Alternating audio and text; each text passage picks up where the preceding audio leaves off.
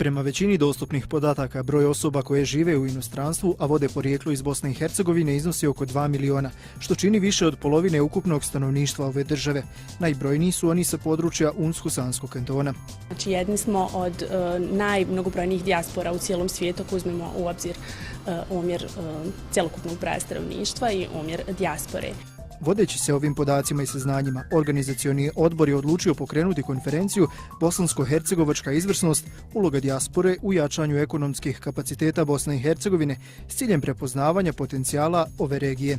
7 milijardi maraka se u dijasporu plaćaju godišnje u Bosni i Hercegovinu i jako bi dobro bilo usmjeriti te novce u neke investicije koje će na kraju krajeva pomoći razvoju. I onda smo krenuli istraživanje ko su ti ljudi koji su već istraživali, ko je već investirao u neke pozitivne priče i tako da smo sklopili onda cijeli koncept. Prema pokazateljima Međunarodne organizacije za migracije, samo 6% investitora iz dijaspore je investiralo u Bosnu i Hercegovinu, a 26% ih je pokazalo interesovanje.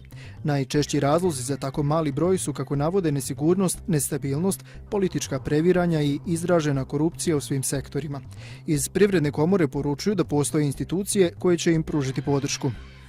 Pružaju podršku i smatraju da je potencijal te iste dijaspore vrijedan pažnje, te da će pružiti svu podršku koliko dođe taj naš čovjek koji možda nekad izgubio kontakte sa našim institucijama, da će mu pomoći pri registraciji biznisa, pri određenim akvizicijama, te spajanju sa domaćim investitorima. Primarni fokus konferencije će biti na investicijama i turizmu kao najvećem rastućem sektoru u Unsko-Sanskom kantonu, ali nikako na traženju donacija i pomoći. Dovoljno je bilo poziva za te donacije i podrške. Ovo ćemo reći, ajmo da gradimo priču dalje. Idemo u ulaganje, idemo u partnerstvo dalje.